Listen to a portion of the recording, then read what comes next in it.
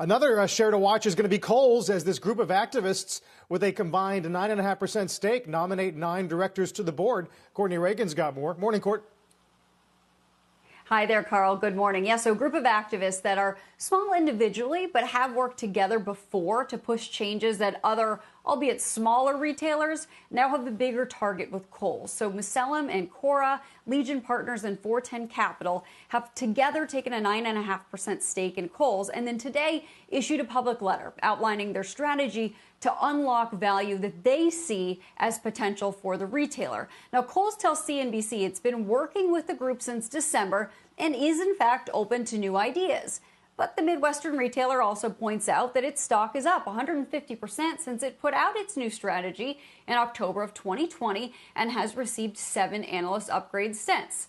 Still, the retailer's operating margins have declined, and there have been some inventory missteps with both the level and the inventory itself. Some exclusive brand launches were not as successful as they had hoped. One was shuttered only a couple years after it was launched. That was Pop Sugar. Now, the activists are looking at shaking up the board too, as you mentioned, arguing that many of the directors have been in the seats for too long and they have too little retail experience. The investor group is proposing a new slate with 4 women and 5 men, including Macellum partner Jonathan Duskin and former Burlington CEO Thomas Kingsbury.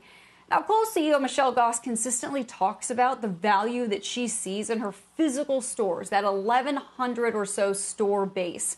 The activists are arguing for a sale-leaseback strategy to unlock the value, billions of dollars, they suggest.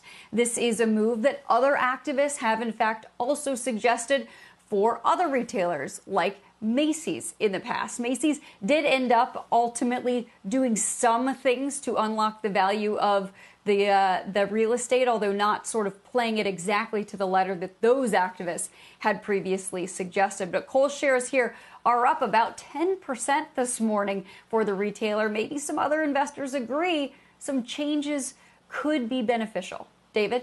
Yeah, really interesting. I mean, sale-leaseback, I don't know. I assume there are long-term leases that they could sign. Maybe there's some buyers potentially, although it's unclear to me exactly. I mean, they're going after 9 seats here, Courtney. This is not insignificant. Now, oftentimes activists are not going to win 9 seats, but if they come anywhere close to that, they're going to have essential control of that board of directors. Yeah, exactly. And it's been interesting because I know, Macellum has worked with some of these other smaller groups before, and they've had some success.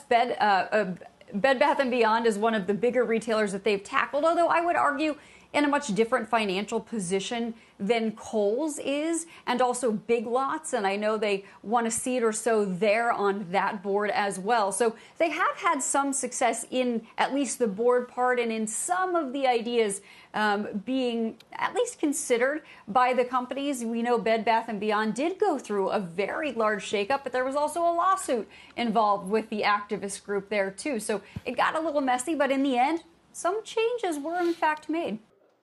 Shepard Smith here. Thanks for watching CNBC on YouTube.